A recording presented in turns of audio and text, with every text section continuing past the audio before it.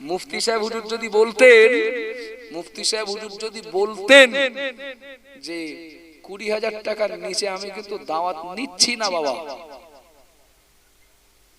দুটো একটা দাওয়াত মাসে হতো বলে মনে হয়? একটু কথা বলে, হতো বলে মনে হয়?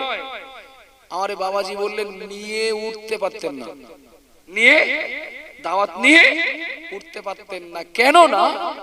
20,000 তো বিপিএল বাজেট বললাম। কারোর কারোর কারোর হুজুর আপনার ভিজিট কত? বাবা সাল চলছে কত? হুজুর 24। তাহলে আবার জিজ্ঞাসা করলে কেন? কারোর ভিজিট কত? ভিজিট না কিন্তু পথ খরচ কত? 30,000। কত? 35,000। কত? 50,000। ওরে আমি বিদেশের হুজুরির কথা বলছি না, আমি দেশি হুজুরির কথা বলছি। ভিজিট কত? 50,000। ছেড়ে দেন না। ছোটখাটো পাগল হলে, ছোটখাটে পাগল হলে আর এইরকম ভুল করতেন না। একদিকে আলিয়া মাদ্রাসার চাকরি ছাড়লেন, অপরদিকে এই সুযোগ ছেড়ে দিয়ে কোন জায়গার নজরানা পাওনা হয় 2,000, কোন জায়গায় 2,500, কোন জায়গায় 3,000। এ পার্টিও আছে, 1,500 টাকা দেওয়ার পার্টিও আছে, আসে দিয়ে যাচ্ছে, তাই নিয়ে মুখ বুজিয়ে বাড়ি যাচ্ছেন। আর বর্তমানে একাধিক মাদ্রাসার অভিভাবক হিসাবে এই টেনশনের বোঝা মাথায় নিয়ে চলছেন। খুব সুন্দর রাস্তা ছিল, আলিয়ায় দিনের বেলা চাকরি করবেন, রাতের বেলা 20,000 টাকা নিয়ে বাড়ি ঢুকবেন। এমনি তো চেষ্টা করলে 2-3 বছরের ভিতরে সরকার পারমিশন দিলে হেলিকপ্টারও চালাতে পারতেন। জায়গাটা আপনাদের দৃষ্টি আকর্ষণ করার লক্ষ্য দাদা হুজুর কেবলা এবং আল্লামা রুহুল আমিন রহমাতুল্লাহ আলাইহি নবী রাসূলদের সেই ধারাবাহিকতা, নবীর উত্তরসূরি হিসাবে সত্যের পক্ষে মানুষদেরকে, এ বাংলার মানুষদেরকে সারা জীবন ডেকে গেছেন না জানেন? ডেকে গেছেন তো। কিন্তু দাদা হুজুর এবং আল্লামা হুজুরের এই মহান উদ্যোগে সবাই বলো সন্তুষ্ট ছিলেন না। কিছু মানুষের বলে একটু খারাপ লাগতো, একটু অসুবিধা হতো, কিছু মানুষের একটু সমস্যা হতো। আল্লামা রুহুল আমিন রহমাতুল্লাহ আলাইহি বসিরহাট এলাকার কোন একটা গ্রাম থেকে সভা করে গরুর গাড়িতে করে বাড়ি যাচ্ছে। কিসে বাবা? গরুর গাড়ি। এখন সেই সবাই আল্লামা হুজুরের বক্তব্যে কিছু মানুষের একটু লেগেছে, কিছু মানুষের একটু গায়ে লেগেছে। অর্থাৎ আল্লামা রুহুল আমিন রহমাতুল্লাহ আলাইহি যা বলেছেন, যে রোগ ব্যাধির কথা বলেছেন, মানে এই রোগ যার যা ছিল তার একটু জ্বালা করেছে। কিছু লোক ওরা কয়েকজন মিলে একসঙ্গে দল বেঁধে বলে চলো দিন আজকে রাস্তায় ধরবো, আজকে রাস্তায় ধরবো, আমাদের বিরুদ্ধে বলা স্বাদ মেটাবো। অথচ হুজুর বলো সব ঠিক বলেছেন, সব ঠিক বলেছেন। মসজিদ কমিটির সেক্রেটারি যদি সুদখোর হয়, আর সভাপতির স্ত্রী যদি মহিলা সমিতির সভানেত্রী হয়, আর ইমাম সাহেব যদি প্রত্যেক শুক্রবারে সুদখোরের বিরুদ্ধে আর মহিলা সমিতির বিরুদ্ধে যদি বলেন, তা একটু বলো জ্বালা করবে? করবে না? করবে না? করবে তো। আল্লামা হুজুরকে রাস্তায় ধরার জন্য কিছু লোক দাঁড়িয়ে গেল, এই পথে আসবে, আজকের ব্যবস্থা করে দেব। আল্লাহ বলেছেন হক থাকবে, বাতিল দূর হয়ে যাবে। সুবহানাল্লাহ বলেন, একটু মোহাব্বত করে বলেন না। আল্লামা রুহুল আমিন তো নিজের জমি দখলের লড়াই, নিজের বাড়ি দখলের লড়াই, এলাকা দখলের লড়াই, ক্ষমতা দখলের লড়াইতে ময়দানে নামেননি। ময়দানে তো নেমেছিলেন জাহান্নামমুখী মানুষদেরকে জান্নাতের পথ দেখাতে। একটু সুবহানাল্লাহ বলেন। আবাজান বারা মনে কি দিন, মা বোনেরা মনে রাখুন, আল্লামা রুহুল আমিন রহমাতুল্লাহ আলাইহি গরুর গাড়ি নিয়ে, মানে দুটো গরু, নিজে সঙ্গে একজন সঙ্গী, একজন খাদেমকে নিয়ে গভীর রাত তিনি সভা করে বাড়ির পথে রওনা দিলেন। ও বাবাজিরা, মায়েরা মনে রাখুন, কিছু দুষ্টু প্রকৃতির মানুষ ওরা আল্লামা হুজুরকে অ্যাটাক করার জন্য, আল্লামা হুজুরকে মারার জন্য, রাস্তায় ধরার জন্য ওরা রাস্তায় দাঁড়িয়ে ও বাবা জিরা ভাইরা, হুজুরার সঙ্গে একজন সঙ্গী যদি 10 জন মিলে বেড দেন তাহলে তো দুজন আর কিছু করার থাকে না, দুজনের আর কি করার থাকবে বাবা? ওদের মোকাবেলায় কতটা শক্তি আর প্রয়োগ করতে পারবেন? কিন্তু অবাক ব্যাপার, আশ্চর্য ব্যাপার হলো ওই দুষ্টু প্রকৃতির মানুষগুলো অনেক সময় তারা তাদের জায়গায় দাঁড়িয়ে ওদের আন্দাজ ফেল করলো। তাই তো কোলাপাড়া থেকে গোপালপুরে আসতে 8 ঘন্টা না হয় লাগুক, কিন্তু 2 ঘন্টা হলো এখনো আসেন না কেন? মানে রাস্তার যা মাপ, এত সময় তো চলে আসার কথা, এখনো আসছেন না কেন? ওদের ভিতরে দুজনকে পাঠিয়ে দেওয়া হলো, একটু যাও দিন হুজুরি বাড়ি দেখে এসো দিন। ওই হুজুরের বাড়ি মানে হুজুর পৌঁছে গেছেন কিনা, অন্য রাস্তা দিয়ে গেছেন কিনা, তোমরা দুজন একটু সবাই যাও দিন, দেখো রাত্রে থেকে গেছেন কিনা হুজুর। 2 জায়গা থেকে 2 রিপোর্ট আসলে তারপরে শিওর হওয়া যাবে অবস্থাটা কোন জায়গায়। এখন দুজন সবাই যে খোঁজ নিয়ে জানতে পারছেন, মানে হুজুর তো নেমেই চলে গেছেন। তখন কোন রাস্তা দিয়ে? বলে এই রাস্তা দিয়েই তো গেছেন, আর ওই রাস্তায় ওরা দাঁড়িয়ে। আমরা তো তাই।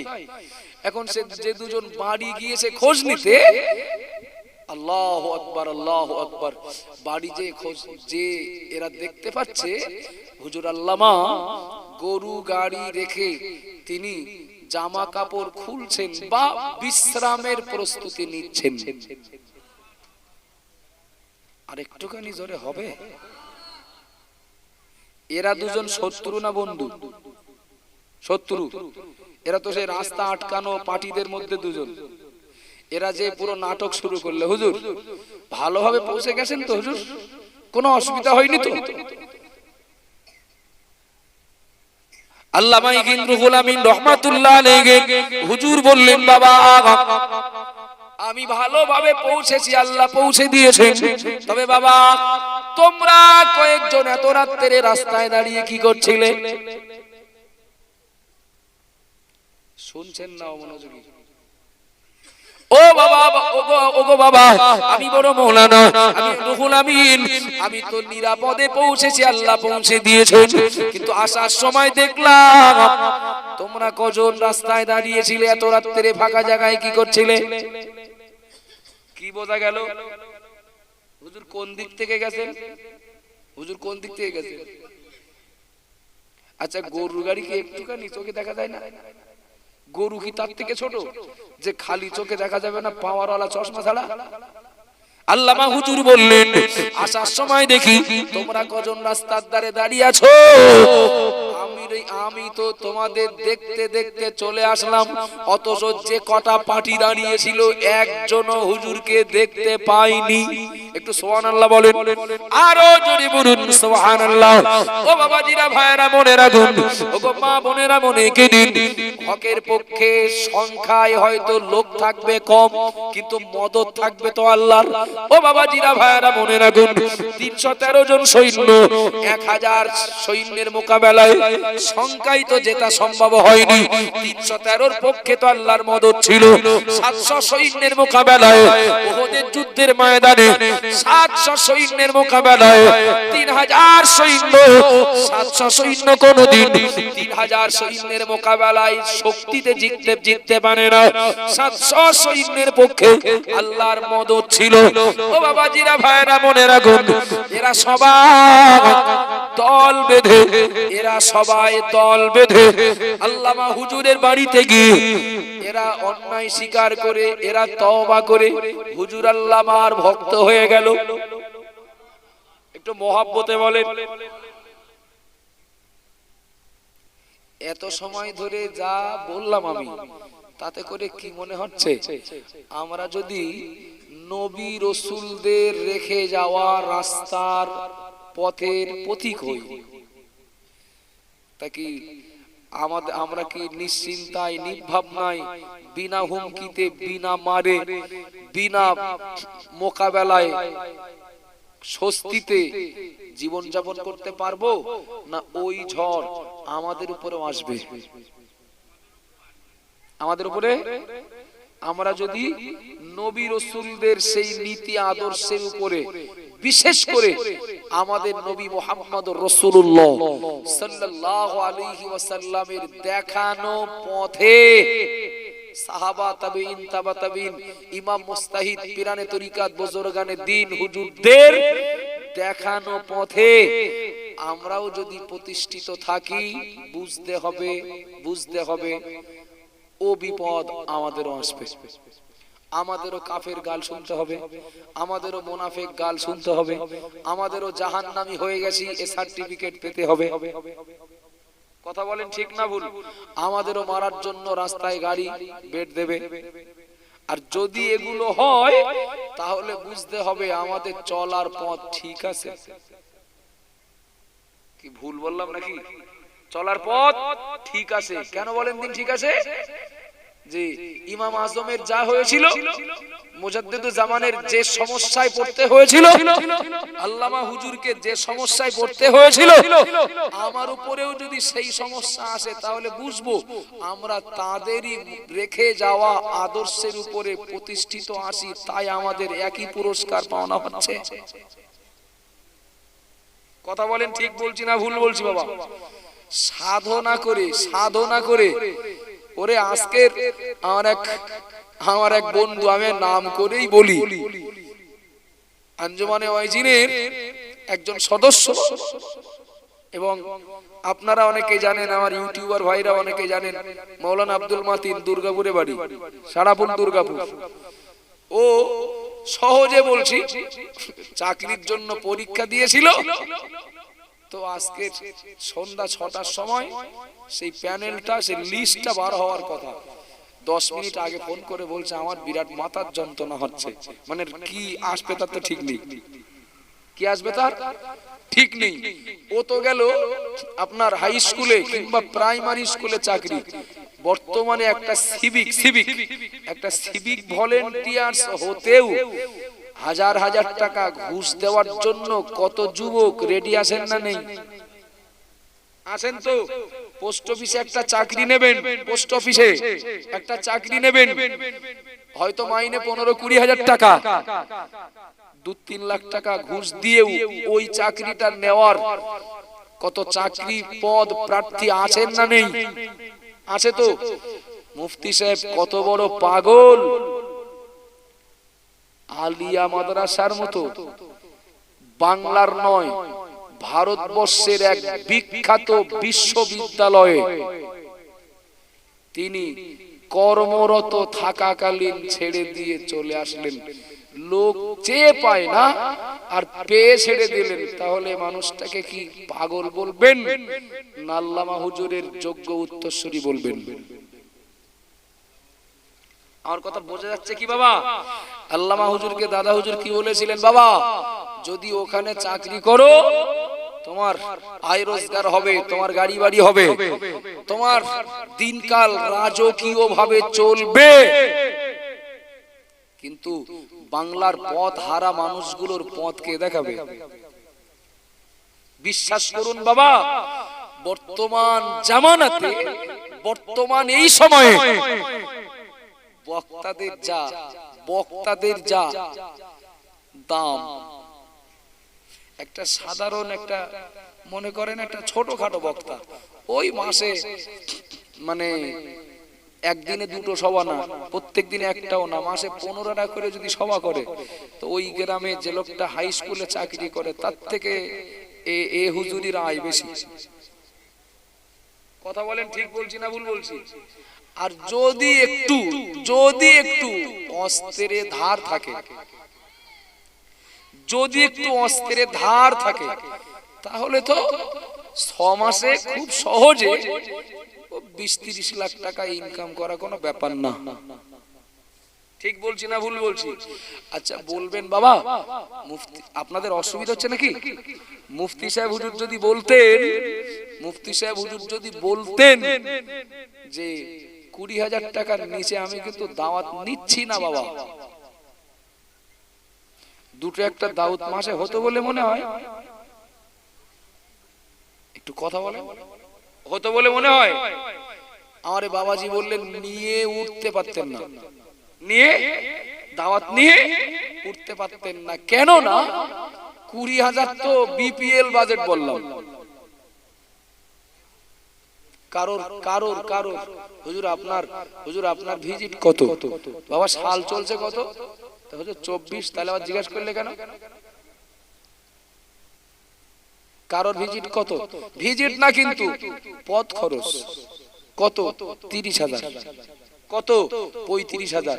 কত? 50,000। ওরে আমি বিদেশের হুজুরির কথা বলছি না, আমি দেশি হুজুরির কথা বলছি। ভিজিট কত? 50,000। ছেড়ে দেন না।